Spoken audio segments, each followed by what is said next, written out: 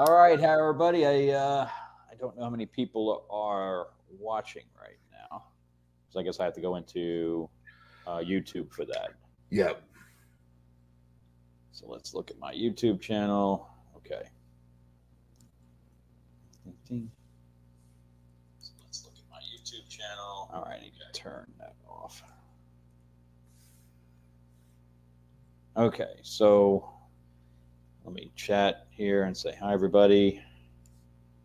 Hopefully everybody can hear us.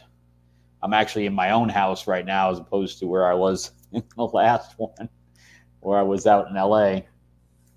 So,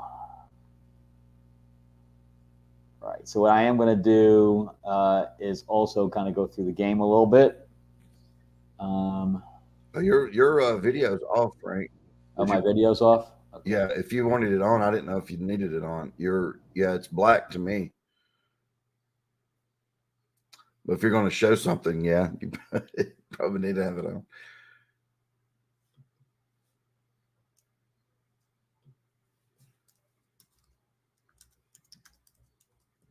Stage. And I'm still blank right now. Let me look.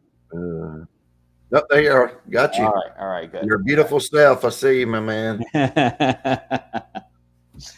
All right, cool. And let's see. Right now, we only have one person watching right now. So, hello, one person. Thank you for coming. So, I also want to change my camera here. So, let me know if that worked. That work? Yep, I see it. All right. So, as I kind of wanted to go through the kind of setup, and so once you pick your commander, so in this case we have Dracula here, and we're going to place his character card there, and then we have the other cards, including my cheat sheet card, and the other starter cards, which these will get shuffled and placed over here at the draw section. You'll notice too that Dracula is in the sanctum, but my brides are not because I have not drawn them yet. Then we have the red cube starting on the 1 section, which is the power, and then 10 for the amount of health of your sanctum, and then the yellow cube goes at pretty much 0. All right, and we'll do the same thing with Frankenstein over here. His commander card is going to go there, and then these are all my influence tokens off to the side there. His cheat sheet will go here, and then of course I just chose these basically randomly, but the other commanders, I have to do it this way. We have the Alpha Wolf. This is the unlocked Wicked Witch, and then the Creature from the Deep. So we have 3 additional commanders to look at, and then of course we also have the commanders that are in here, which are the Wicked Witch of the West. It's actually added on to that there to have different powers and different art, and then Dorothy. All right, so we have all this set up. Then we have the missions. So we have 2 missions that will then randomly be picked off the top. And then we have our undead here, that these are characters you can draw at any time. We have the standees here that I have into 2 different piles. One is the minions and one are the champions.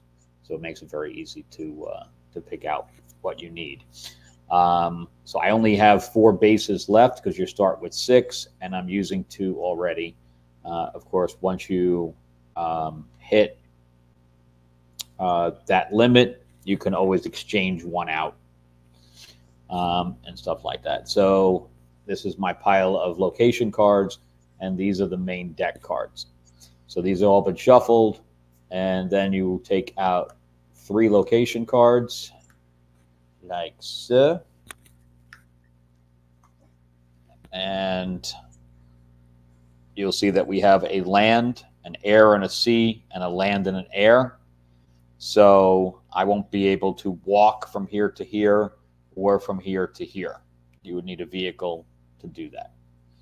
All right. So, and then you will take out the top 5 cards here. If you're playing with more players, then you would have a 4th one. And we would have 5 cards here. Okay. So here we have a vehicle slash creature. We have a minion. We have one of these cards that you can take for free. Those are energy cards, power cards. And then we have a champion, which is the bride of the monster. And then we have a spell, which is Mishield. Okay. So that would be the entire setup. So it doesn't take long to set the game up at all. And then you'll also have your dial that you use for bidding, which is when you're battling. And this is the rule book here, and you can see that there's not a whole lot of rules here. This is actually the solo mode. These last 2 pages are solo mode, so you can play as single. And we have plenty of illustrations, etc., about how to battle, how to buy cards, how to add cards to your creature, to your champions, and to your commander, how to lay out the river, and how to purchase cards, how to gain influence, etc. So, anatomy of the card and what each of the symbols means and the icons, things to that effect. The icons here for how you start out with your player board. And again, there's 5 player boards in here as well. And then the expansion has rules about how to swap out characters and other items into this deck. So this deck basically stays at just about 100 cards. And you can swap out characters and things to that effect that you have in your expansions. So for instance, here's the expansion, and these would be the standees for those. Of course, they will come on punch boards when we actually produce the game.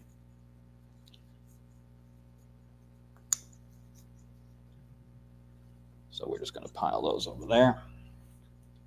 And then we would have new locations that you would use in locations you can just you would then exchange so that you had 10, because this is one of the ways that you can finish the game or the game ends is if we run out of location cards to use. The game would then immediately end if you aren't able to pick up another one. But here's an expansion. So you have 1, 2, 3, 4 additional cards for that. And then, so here's the 2 new commanders. So we have the witch clan here, of course, and then we have a supernatural clan for Dorothy. So when you use her, or if you bring in any of these other characters, so we have another witch, experiment, etc. So what you would do is that you would take the characters out that matched those, and then you would put those in there instead.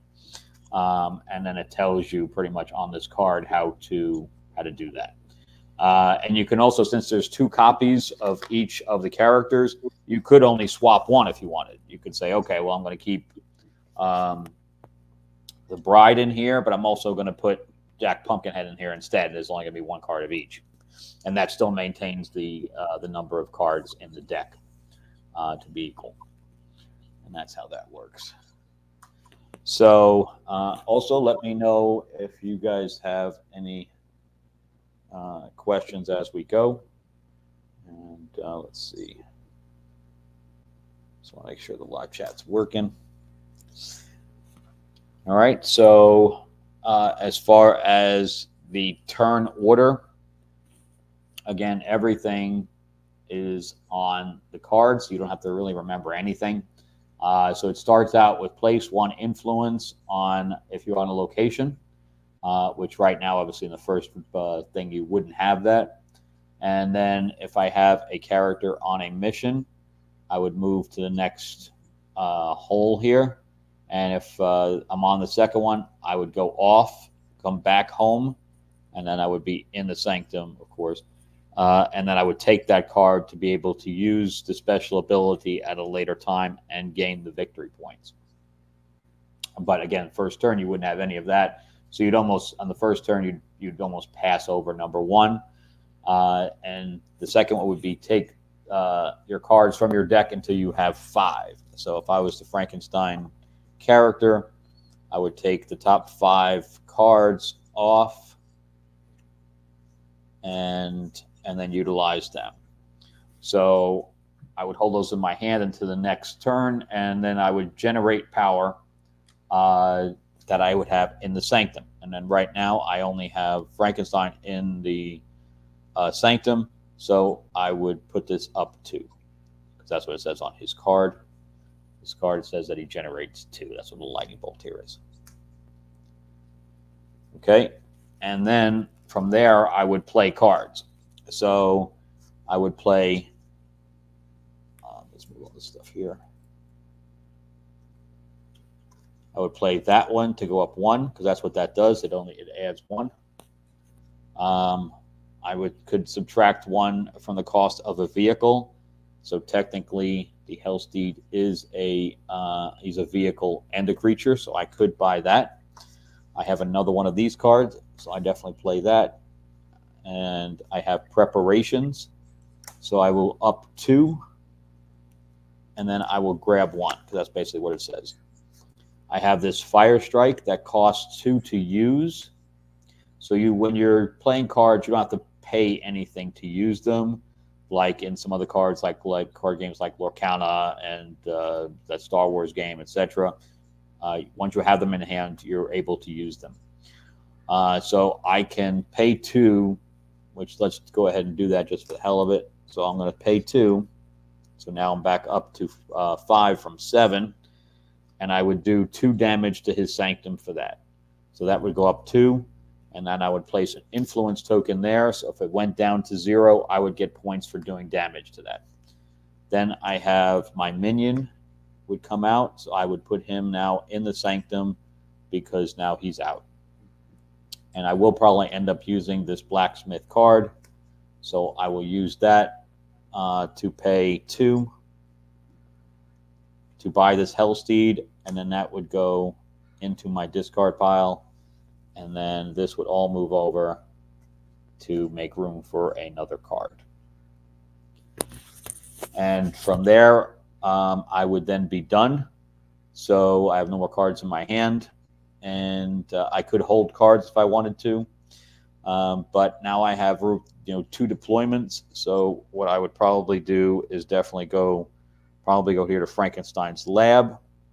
And then I might send him to a mission, or I might hold him back so that he can generate power on my sanctum, and also leave it. I don't want to really leave it completely undefended, so I might just leave him there. Or if it's so early in the game that I don't think anybody's going to come after me, I would go on to one of these.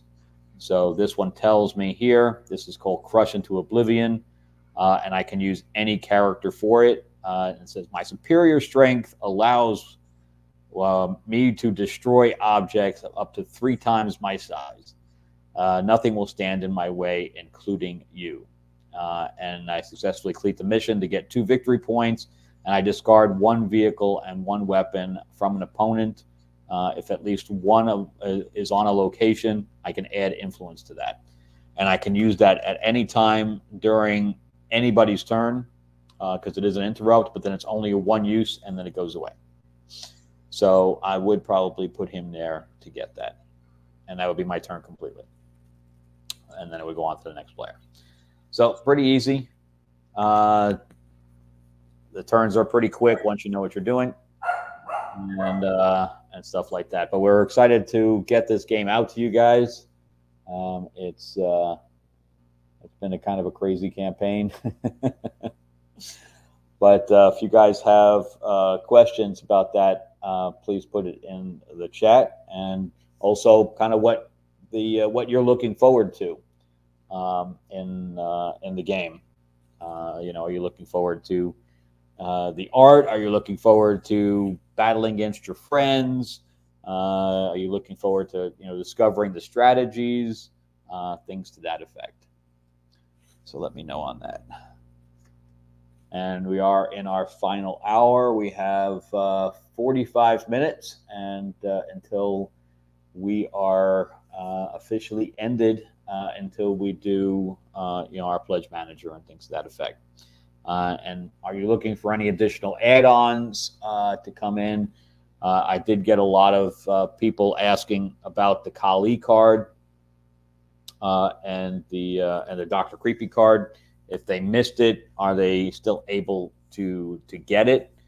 And my answer to that is yes. You'll be able to purchase them as an add-on. So it's almost like basically missing the early bird, but you're still able to get in a complete game. So here is the Kali card.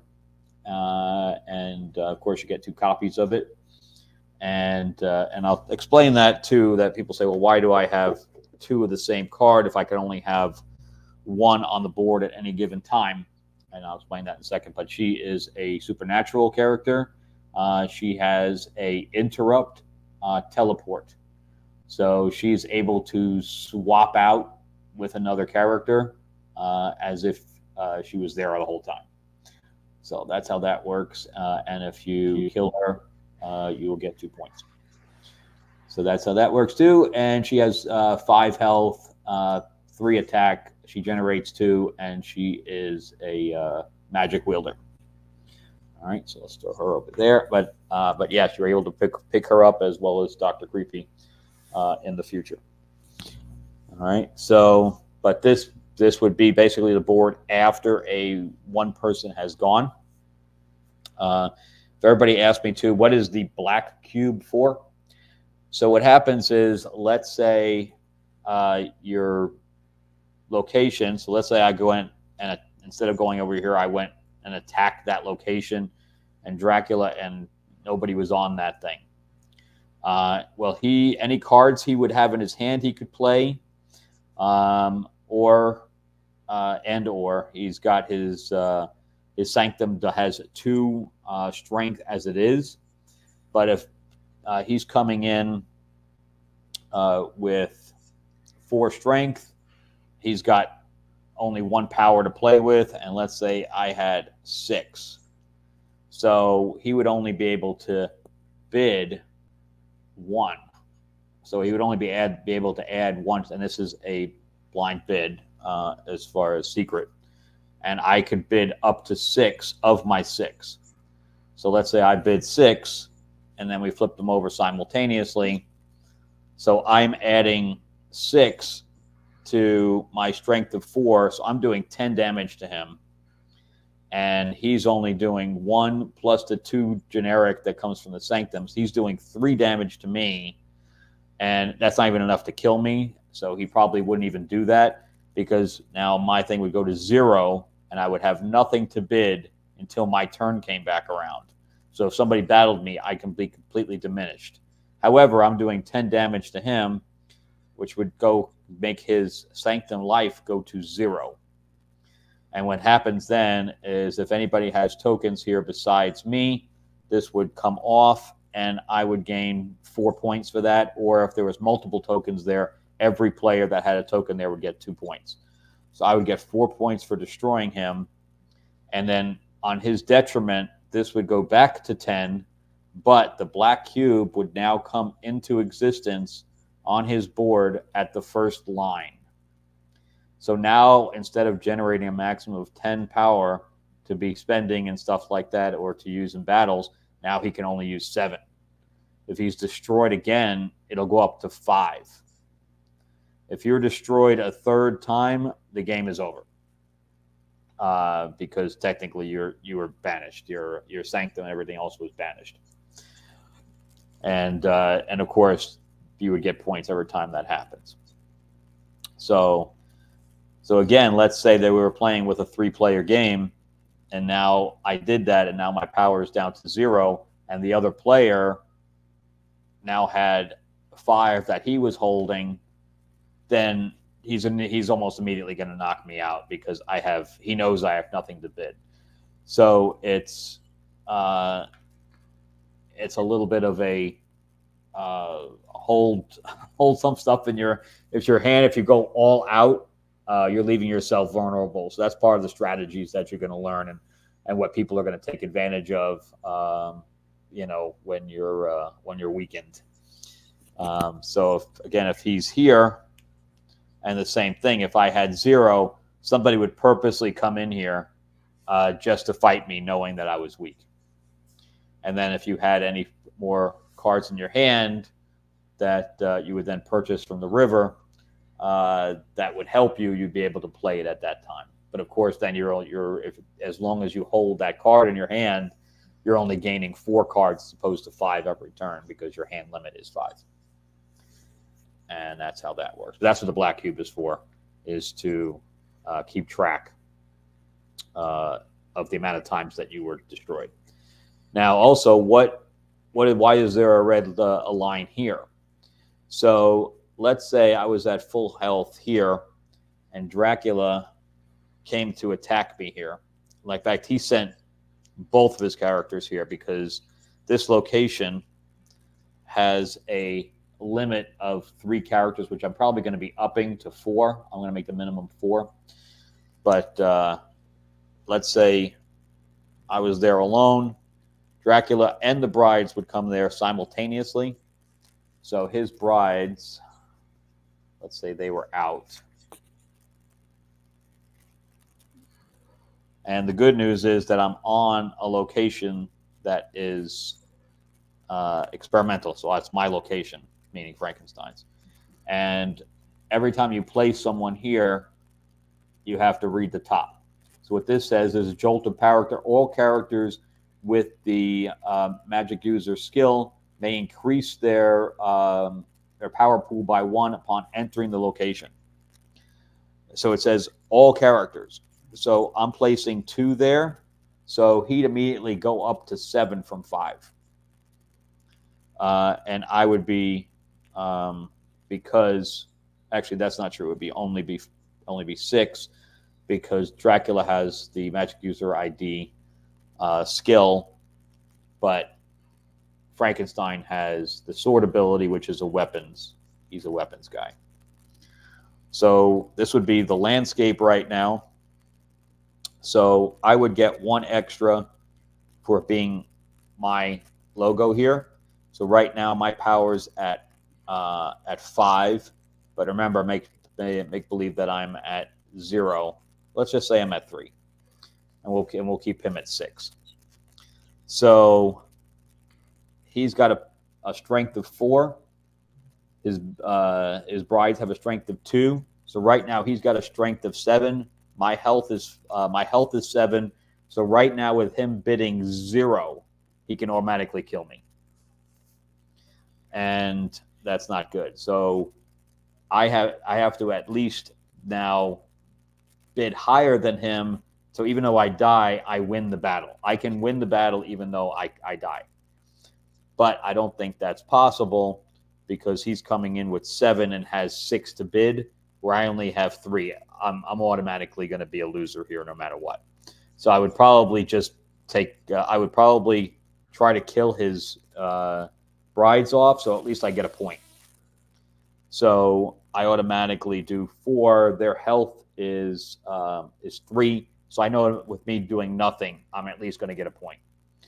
So I would probably then bid 0 so I can keep my stuff on my sanctum since I'm automatically a loser here. Unless I had another character or another card that allowed me to pop somebody on there. But right now the limit is 3, so I'm stuck anyway. So I'm going to put 0 here. And him, just to be a dick, he's probably going to say 1. And we'd flip them over. he would then lose 1, and because just in case I had a card or whatever else, he would add 1 to that. And so now, again, their power is 8, and my power is 4 plus the 1 for here would be 5. So I do 5 damage to him, so his brides would die. And I would get a point for that. He would then kill me. So I would go into my commander now, go into my discard pile. My character now would go into the away portion of the sanctum. She would go into her away. Dracula would remain there, and Dracula would get 3 points for destroying me. On top of that, Dracula would now place an influence token there for winning the battle. And that's how battling works. So I know it's a lot of moving parts, but it's just a little bit of math. If you can count to 10, you're good. All right. So, and then, of course, purchasing here, you can purchase as many cards as you want as long as you have enough money to do that. So if I have 5, I probably wouldn't want to spend all of that. I would get this card. You can get one of these power cards for free.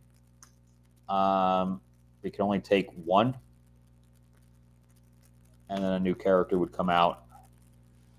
And now we got a bunch of characters out. We got 2 minions and a champion. So I could purchase another minion. I would probably end up purchasing her for 4. So I would go 1, 2, 3, 4. I'd only have 1 power now. And that's where the pendulum swings back and forth. So I would basically take her standee when I purchased her and put her in my away section of my sanctum. Now, here's where it gets interesting. Let's say, I'm just going to look through this real quick. If I can find her, because I did shuffle it pretty well, it looks like. Here. So let's say later in the game, the other bride comes out. Now, 2 things can happen here. Frankenstein can buy that card, and then when the bride is out on the board, now she has 2 cards, and that means that all of her stats are up at 1. So she would have 6 health, 4 attack, she generates 2, and that her skill remains the same. However, let's say she's out on the board in the graveyard, and Dracula decides to purchase her. So, because he doesn't want her to be upgraded by Frankenstein. So now he owns her, right? I would probably purposely go and attack her as often as I can to kill her off. Once she is away and this card comes up for Dracula, he can now steal her away. So this would now go and become a red. And the only way that Frankenstein can then get her back, because he doesn't lose the card, just goes into his discard pile after she's dead. But now he can't bring her back into his fold unless he kills her off, and later on in the battle, then he can bring hers back out. So it's going to be a back and forth about whose team she's on. There is something else too. So let's say we both have that card in our discard pile, or one of them has them out. And let me show you this real quick. Boom, if I can find it. I know there's a lot of different cards in here that do different things. So the chance of you actually even seeing the number of cards that are in here in a single sitting is slim to none. Okay, there's also a card in here called Doppelganger, and there's a duplicate of this as well, but they're not exactly the same. There's little differences to them. So this says permanently attached to a named character, which is a champion.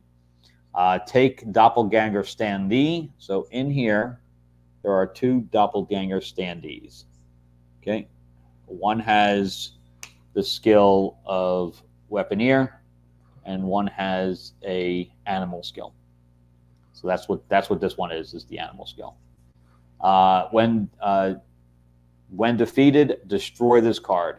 Character may be put into play even if the same name character is already in play. So that is the one way that both of these brides can be out simultaneously. But instead of using the standee for her, I'm using the Doppelganger standee, but it is the same character.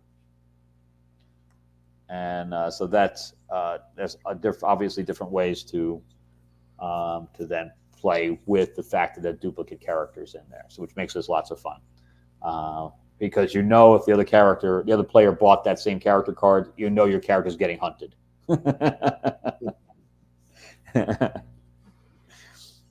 But yeah, and now on top of that, she has now gained not only. So here's what she's gained. She's gained 1 additional health. She's gained 1 additional attack. No, it didn't help her for generating power, but she gained additional skills. So now she has 2 different skills. So if she's purchasing additional vehicles and things to that effect, then she would add additional power to that, because the cards in here, let's see, and then I want to talk about this card too. Right, okay, so here's the Graveyard Crows. The Graveyard Crows have the symbol there that matches the animal skill. So now when she attaches that, it will match. And for that, she gets an additional attack. So now she's up to 1, 2, 3, 4, 5. So she started at a base of 3, and now she's at 5. So that's how you upgrade your characters, and you're looking for skills that match things. So that's part of the strategy, is finding the things that you buy that can then match the characters that you have on the board. And then there's this card here that is a kick in the pants to your opponents, because when you purchase this card, it doesn't go into your deck, it goes into the deck of your opponent. So if Frankenstein bought this, it would then go into the discard pile of Dracula. But when he eventually, so let's say he had no more cards to draw, so he would reshuffle this and put this deck back out. And right now he only has Frankenstein and the Doppelganger of the Bride. And of course, I can purchase these cards as well. They have their own standees. All right, so I would take out my 5 cards and hope that the other one's there. I didn't. Okay, so where's the other card? Okay, so instead of this one,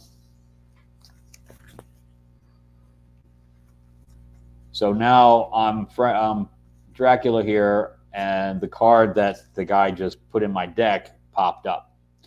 So this will stay in my hand until I do something about it. So now instead of, if I leave it in my hand, I can only draw 4 cards every time, because this card never gets discarded unless you do something about it. So one is called Narrow Escape, where I have to pay 1 to discard it. So I'd have to pay 1 power just to get rid of the card, and then it will come back up. So the only way to actually get it out of your deck, since it is a Monster Hunter card, I wanted to stay with theme. So that's the destroy card icon. The only way to destroy the card is it's called Vanquish. Remove hunters from the game along with a character you possess. So I would almost want to buy one of these undead guys just so I can get rid of this card. So if I said, okay, I'm going to destroy this card, I have to destroy the undead as well. They both go out of the game. But now it just costs me time and power to do that. So that's a nasty card. And there are several of them in the deck. There isn't just one. So there could be literally monster hunters all over the game. Also, whenever you have an influence on a location, it does add 1, and it's non-transferable, meaning that someone else can't use this as power for you, for them. Because there is the witch, the Wicked Witch here. She's pretty nasty, even if she's not in the battle. So let's say we go back to this battle here with Dracula. The witch can say, well, Frankenstein's got too many points for me to be comfortable with, and he's about to win this battle. What she can do is swap the faction of any 2 characters starting in a single battle this turn, which means that this faction icon would now transfer to Dracula, and he would lose it. So Dracula's attack is now 5 plus the 1 influence of 6, and he doesn't get that bonus of 1 anymore, so he's stuck at 4 attack. So she just made him lose that battle. So, but the influence tokens are non-transferable. You can't touch those. You can't change the faction of those, and that's how that works. But yeah. So let me. We did have a couple extra people in here. Have you got a chance to actually play the game, Mark? No. I was going to play it where just the 1v the solo mode. Yeah, but I never got a chance.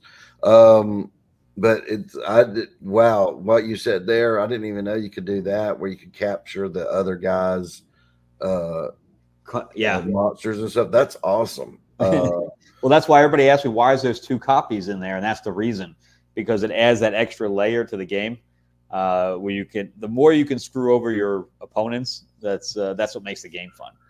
You know? Yeah, that's it makes a great interesting layer there, that you can do that, and that you can copy their guy and be going around the board, and change the color. I love that. But yeah, I'd like to. I got to get it out, and if I can convince one of my kids to play. But I have some friends that are big gamers.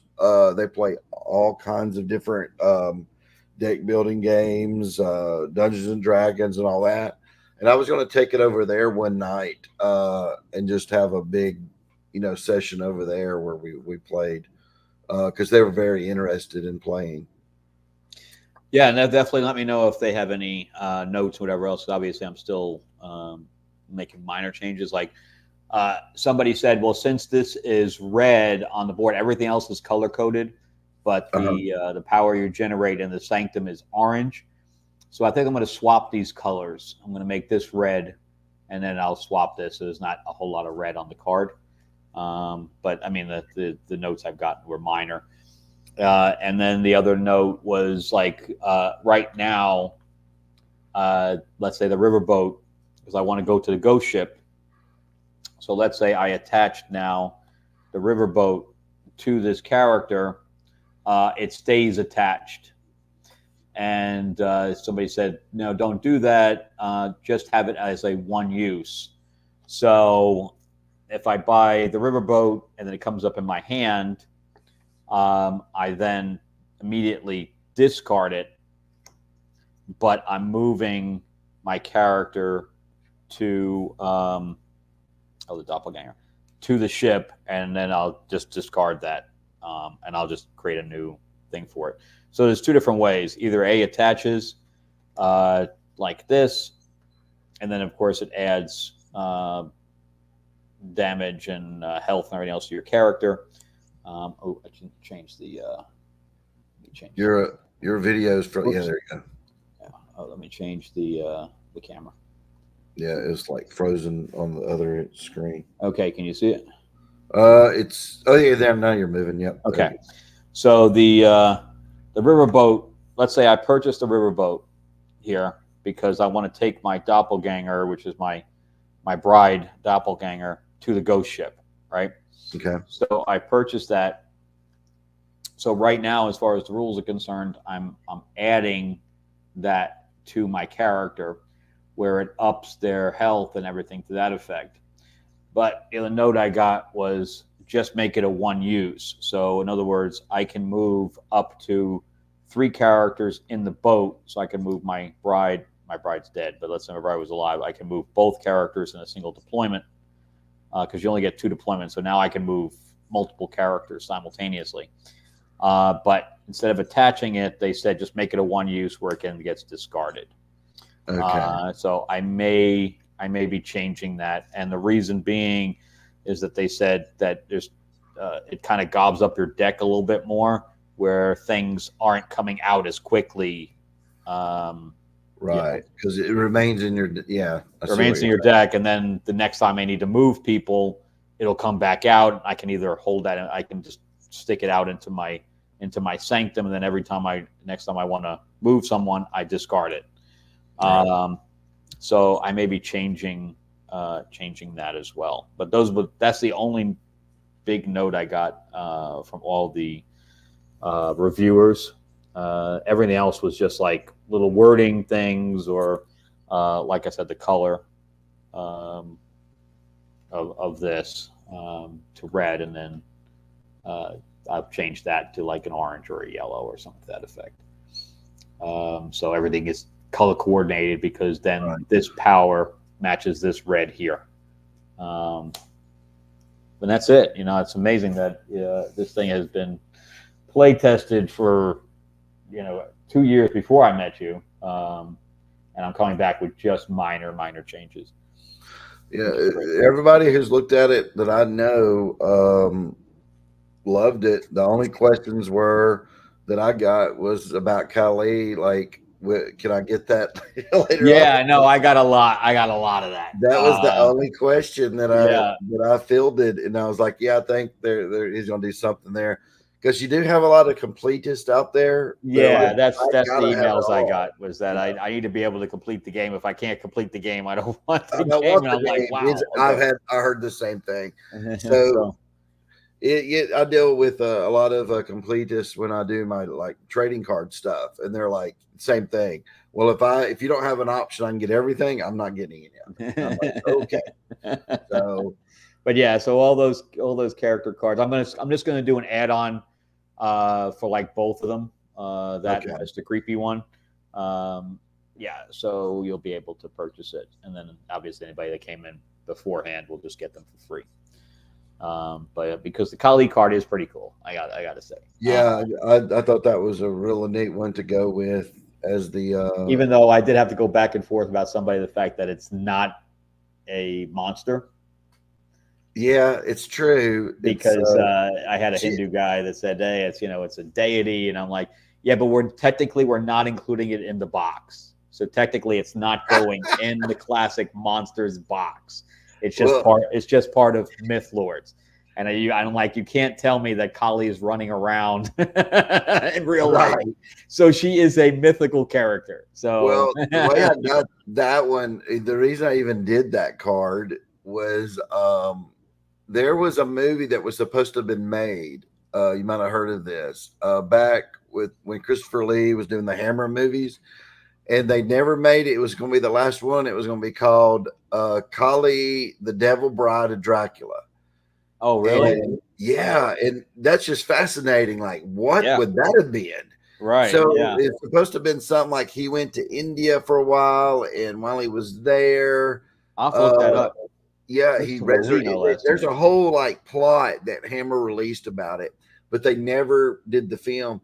And I thought, how awesome would that have been to have Dracula, and then you got Kali, who was kind of supposed to have been like, yeah, a deity god or whatever, but it's also they were making it to where Dracula makes her a demon or something, and I was just like fascinated. Then I thought, wow, that would be a good little trading card. So that's why I did that to start with, and people always loved it.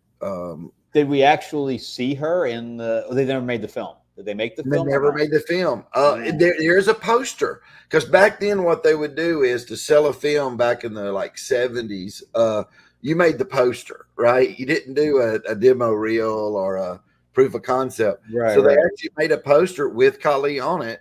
And it was like it had the Devil's Bride Dracula on it. And so that's what inspired me. I'm like, oh my gosh. And that's why I looked up, everything about Kali when I did it. And I found like a really detailed plot and just really cool stuff. But yeah, there is a poster out there. And people have wrote me saying, hey, is that what inspired you? Because a lot of horror fans. That's good to know, especially if somebody comes back to me and asks me why is it in there. That's a good one to know. So, and that's Christopher Lee. So that's the 70s, right? That's early 70s. Yeah, that was in the 70s that they were going to do it. Maybe early 70s. I believe it was or something like that, Christopher Lee back. It was going to be the very last, I believe, Dracula film because they did some with Christopher Lee that wasn't that good, Dracula 1970 something and all that. But this was supposed to be like the last one, and somehow they just didn't make it. But hold on, I'll show you something.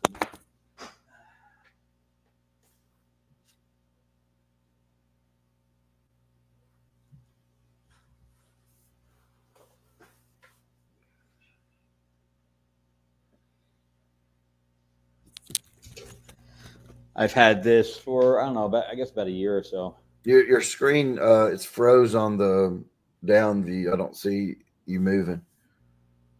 You not see me at all? No, I mean I can see the cards and it looks like your arm's frozen. It hasn't moved. It moved a second, then it went to black. How about that? Now I'm seeing nothing. Huh. It won't change to my. Let me change it. Let me check on YouTube if you're showing there. Oh no, I'm looking at it. No. All right, let's try that again.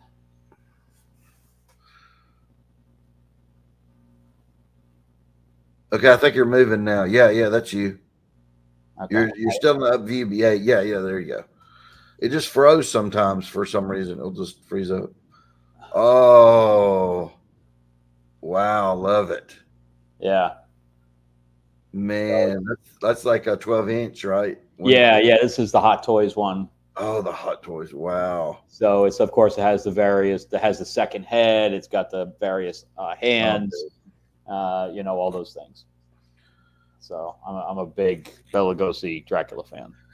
Not as much the Christopher Lee one. Of course, I've seen the Christopher Lee ones and stuff like that, but Bela Lugosi's my Dracula.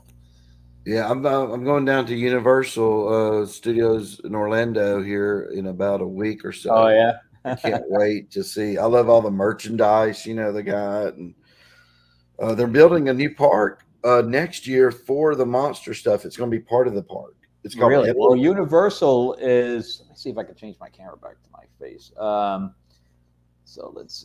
Because every time I think I change it to my face, it blacks out on YouTube. Because like I can see myself, but let's see if it changes or if it blacks out. See, now it froze because it's trying to change. It's not okay. All right, that's what's causing it to freeze. Yeah, I'm trying to change it to the other camera, and it won't let me change it.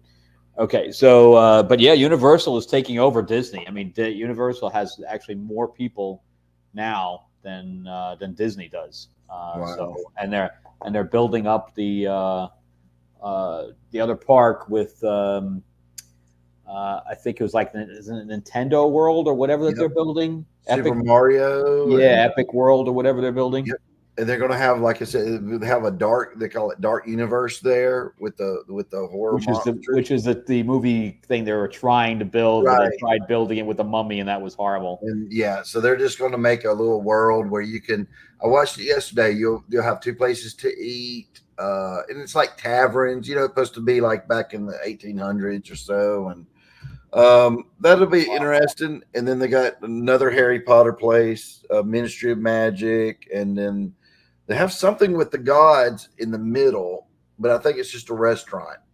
But something with the Greek gods there, and I can't remember all the other little. It's little parks combined to the big park of the Epic. But yeah, dude, Disney is hurting because they have nothing on schedule, right? And the Tiana's thing that they just did, they rushed that out, and I heard it's horrible. Dude, I had heard stories of they've had to evacuate people because the boats are sinking, and I'm like, this can't be real. But there's video on YouTube, and I'm like, wow. Yeah, I'm just Disney just the other day though got something passed where they are going to build a new park, a brand new park. It'll take them like 10 to 20 years though, right? I know. So I mean Universal is going to win and just dominate. I mean one the price difference is huge. Oh yeah, Disney just has gone crazy with the nickel and diamond nowadays. Oh, it's crazy. With the same food, prices have went up almost double for the same little like snack, and I'm like, that's crazy. So yeah, I'm looking forward though to because I'm a big monster fan, of course. So I'd like to go. I don't know if I can do it next year, but I'd like to go down there when they open that park just to see the monster stuff come out. That would be nice. Yeah, and Nature Boy, have you pledged? I assume you have, or else you probably wouldn't have known about the stream. So do you know him? Have you seen? Yeah, yeah, I know. Nate. He was here day one when we did the stream, and yeah, they pledged then. So So we are going to be doing figures for the at least the major four uh, commander characters, and you will be getting those retroactively as a person who pledges. So you'll be able to do 3D prints and be able to use them basically as opposed to the standee for your commander, which is going to be fun. So I'm waiting on the guy sending me sketches first before he starts posing them, which is going to be neat. Yeah. So if you have any ideas for poses for the character for the commanders, Mark, let me know and I can send those over to him.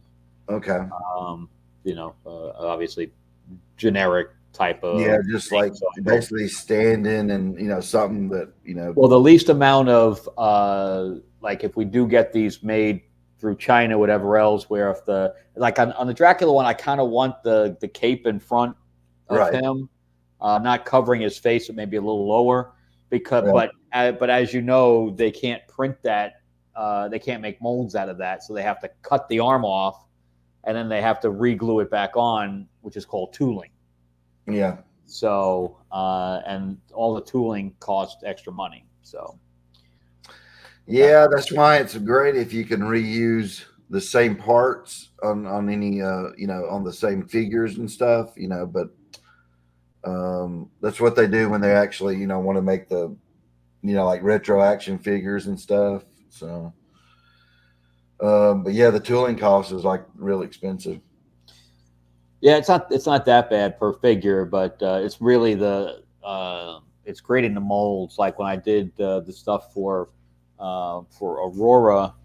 Let me see if I have one of my figures here. Aurora.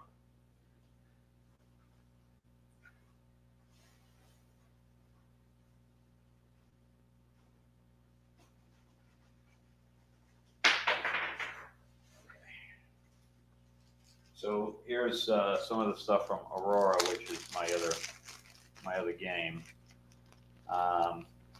These are kind of so like here's one of the figures here. Oh wow! And let's see if there's any tooling. So I don't think there's any tooling. Oh yeah, the arm. So this arm you can almost, I mean, unless you look at it really close, you can see that the arm was glued on. And that's because it doesn't lay flat in the mold. The figure doesn't lay flat in the mold. This Right. comes off, so they have to do the arm in the mold separately. But the molds were 15,000 for these. Woo. So it's not even the figures; it's the molds that cost a lot of money. But yeah, Right. so you'd almost have to make a completely flat character to. Here's another one here. I think that the sword arm is was glued on afterwards. Okay. And Yeah, that's nice. this is the only one I can think of that had no tooling at all. But you see how flat the character is? Yeah. So, because she's almost, there's nothing outraised or anything like that. It's just the arms are outstretched. Yeah, if her arm was coming out and forward, That's how you'd have to do it. any tooling whatsoever, which makes the character kind of boring. Yeah, it is more interesting the like here's another one. distance you have in it. I don't think there was any tooling on the coat, which I find hard to believe. Wow, yeah, because that coat wraps up like that. Wow, Out. So, that's nice. but again, these are not 3D printed. I send the file to China. They 3D print them, and then they make the mold from the 3D print, and then the 3D print inside the mold is destroyed. So they just take it out, and then from that point on, they use the injection. But I can throw these across the street, and they would not break. Wow. So stuff like that. And then I have an evil doctor here. I don't. This one had to have some tooling because maybe not. No tooling on this one either, which I'm really surprised about because the coat. So I guess they had to dig it out though, because it looks like the coat does have grooves in it. They just dug it out again. Huh. But again, people then will paint these and stuff like that. Oh yeah. Make it all real nice. So yeah. Well, it looks like we're down to what, 2 minutes? Yeah, about 2 minutes and something. We got one backer train going. Looks like someone came in at the very end. A train of one. Yep. Yeah, we're up to 7. So from this morning, we went up just about $500. Something like that. All right. Do that countdown. 9 minutes is what it says here, which is strange because Really? Okay. Oh, it does. Why does it say 9? I guess we didn't launch exactly at noon. We probably waited. Well, I'm wondering if because you have a train going, it's pushing it further. Oh, I see. Maybe. Because now a little bit ago before that person, it was saying we had like 3 minutes, I thought. So and it upped it. I wonder if that's what's happened. That's well, weird. But now it says it ends at 2:07 or my time. I don't know. I don't know if it did, but yeah, because it was 59 originally this morning. So now it did. It raised it some time.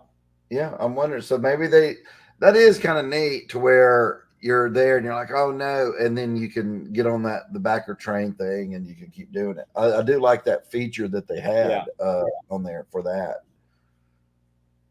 Interesting. So on that page, on the Backget page, I see where it says 3,719 followers. Is that how many people are following Destiny Horizons or following that page?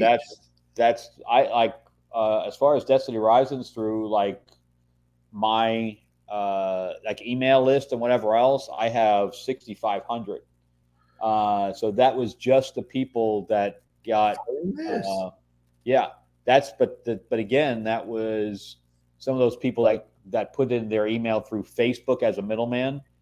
So that's why I'm saying we only had 1,500 emails as opposed to 3,000. Yeah, that's crazy. That should be 3,100. Oh, okay. Now it's lightening up for me. It's like glow, and it says overtime mode. The Yeah. project will continue as long as the pledges keep coming in. That's pretty cool. That's neat. So now it looks like there's 3 little circles down there though, but Yeah, I saw that. So the backer train is 3 now instead of. so maybe it's 3. So Oh, it's 2. Okay, so it's got the train logo and then 2 people. oh, that's it. Okay, so it had 1 guy, and then now it's 2. Yeah. Okay, that's interesting. Yeah, but it did. It upped it to 9 minutes. So it added for every person. It probably added 5 minutes. Yeah, I think that's what's going on there. Man, we might be here until 10 o'clock. Hey, if they keep pushing it back, that's good. Well, I'm probably gonna need to go anyway because I'm gonna go see a studio. Okay. Down in Athens, and yeah, I'm trying to finance my own film next. Wow. So that's I've never been good at raising money like ever, and but it takes place like primarily in a warehouse, Okay. and so I can keep my costs down. Oh yeah. And but it's basically it's a noir meets Medium, like the old TV show Medium. Yeah. So so it's like a gumshoe detective type of guy, and he has the power to see the past, but only in exactly the space where he's standing. Oh wow. And so as he's moving around the warehouse, so he's seeing different parts of what happened in the past, but they're completely out of order. So you're trying to figure out because FBI comes to, and which the director just told me that I shouldn't even make FBI. I should make it like a cyberpunk type of thing where it's a completely different world. But he goes to because it's given this case at a warehouse, and they have like 10 bodies just laying there, and they're trying to figure out why these people. It's almost like Saw, where they were tortured and killed. And so he's trying to figure all that out. But he's getting pieces out of order. So the audience is trying to figure it out at the same time he is. Because we're getting fed information, not in sequence, not right. So it's kind of like Memento, like the old TV. Yeah. That's what I was kind of thinking. But a neat spin on that, right? Right, where it's more of a mystery. And, Memento was just backwards, right? Right, completely backwards. This would be like you're given, maybe different time in different order, and you're having to go, oh, okay, because you're holding information from the viewer that changes it when they get it. Like 30 minutes in, they get this information. Right. 40 minutes in, they get that. So that's great. I like it. And so I just attached the director from a bunch of the CW shows. He also did CSI, so he directed CSI episodes. Oh, he directed Vampire Diaries, the originals, Legacies, all that shit. Would you film it in Georgia? Yeah, I'd film it here. Okay. So I can get the rebate, and plus he's here also. Yeah, you'll have to because all those vampire shows got shot here. Yeah, you'll have to tell me if you do it and start shooting. I'll drive over there and watch a day. Yeah, see what y'all do. Well, and the next thing, so the budget's actually $2.5 million, and I'm going to use $500,000 in the rebates. So I need to raise $2 million. So I don't know anybody that's rich. So I just finished the budget. I finished the business plan. And then I just bought an accredited investor list. So I literally have to start making cold calls. Oh, no. I don't wish I was you, man. I'm with you on that. Having to raise money like that for something, it's tough, Yeah, because it's not something I could do through crowdfunding. Crowdfunding doesn't give you enough money to do that. If you'd be lucky to raise $50,000 on crowdfunding, which I've done, which I did for all the Star Trek piece, but yeah, so I have to go to like actual investors and sell, shares in the company and all that stuff. So yeah. Yeah, I know that like Terrifier 2 before, years Yeah. before that came out did an Indiegogo, but again, you're talking about you'd be good if you get 50 to 70, Yeah, that's and I work with professionals, and I can't hire actors. Like I can't even get actors attached at this point, even with the amount of actors that he knows. Like Nina Dobrev and all that stuff. I right. would, and Kat Graham, all those people that are from Vampire Diaries, they won't even sign on unless there's money in the bank, even with them knowing him personally. So, Wow. yep. So Yeah, dude, that's yeah. Yeah, I always wondering how movies like that get made. Like when it's I guess they consider that low budget, right? 2 million. that is micro Micro budget. budget. But because I was like, yeah, they have to get investors. And I've watched documentaries on that. Like, how did they get the investors? And some people are just really good at raising money, right? Yeah, yeah. It's just a talent that I don't have, and was never able to get that kind of talent. Yeah, you need to luck into running into somebody that's really good at that, Well, and get the them to. movie I just worked on, the director hadn't directed in 20 years, and he'd only directed one film prior to that, so he had like done absolutely nothing. Wow. And the investor he came across, uh, had a cattle farm or whatever else, and $2 million to him was absolutely nothing. So they actually went over budget, and he was just like, "Yeah, I'll just write you another $300,000 check, no big deal." Man. Yeah, Yeah, I don't know that's what that's that's the like. guy I need to run into. Yes, there is people out there though, man. There are. I don't. I just it's not in my brain how those people can function, right? Because I just don't understand that. I'm sitting there going, man, can you write me a check so I can go to the grocery store? I'm not thinking of big movies like that. So that's awesome. Well, good luck to you though, dude, and I hope you can raise it. Yeah, I will hope so too. Because in fact, the script was originally optioned by Sean Connery's son, Oh wow, many years ago, and I didn't realize that he and Daddy didn't get along. So no. he never ended up raising the money. He said he was actually closer to Michael Caine than he was his own father. Oh wow. Yeah. So that money never got made. So I got the rights back. That's why I want to make it now.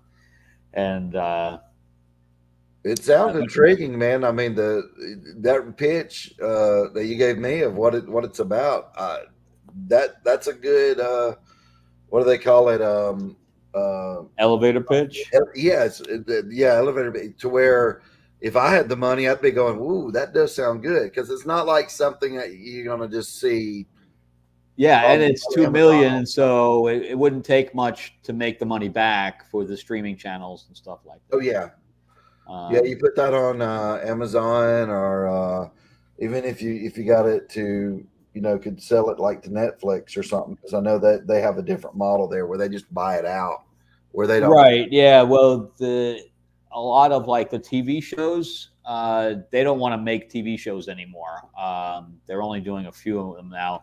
So what Yeah, they want is that they want you to go make it, and then they'll buy it from you. yeah, exactly. Because then they don't have to work because man, they give you the budget and then you come back with crap.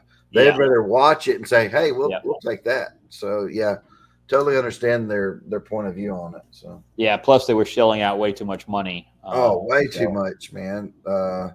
Yeah, they were looking at getting Nacelle was looking at trying to get my stuff, my original cards into a TV show for Netflix. And we started talking about budget and stuff like that, but and I was like that's real money. They were, it's crazy money what they would spend on an episode, right? A whole season or something. And but they never could get a writer for it. They talked to a guy that was writing Flash, the TV show, and then another guy that was doing something like not CSI, but it was something like that. It was one of them that was up in Canada, like a show up there about crime and stuff. But they never got it done. So again, the rights reverted back to me after so long. So But Yeah, and then check out there's an independent comic called Pumpkin, okay. and it's a female supernatural creature, but she kind of her skin and everything else looks like lined like pumpkin, Huh. and it's like a revenge thriller kind of thing where when she kills people, she literally chops their head off and then carves their brain out and puts candle in it. Oh, that's a great idea. Yeah, yeah. It's got the movie the actual uh, idea for the plot is tiny, tiny, tiny, but I like the execution. So That's no great. no pun intended. But yeah, check Yeah, that the execution. out. No. So yeah, it's on Kickstarter. If I don't know if they probably have late pledge or whatever, but Yeah, I'll look that up because that sounds I just awesome. got the third issue just came in. So All right, Frank, I'll all let you right. get out here. We about it ended. Did it just no? I don't know. It looked like it.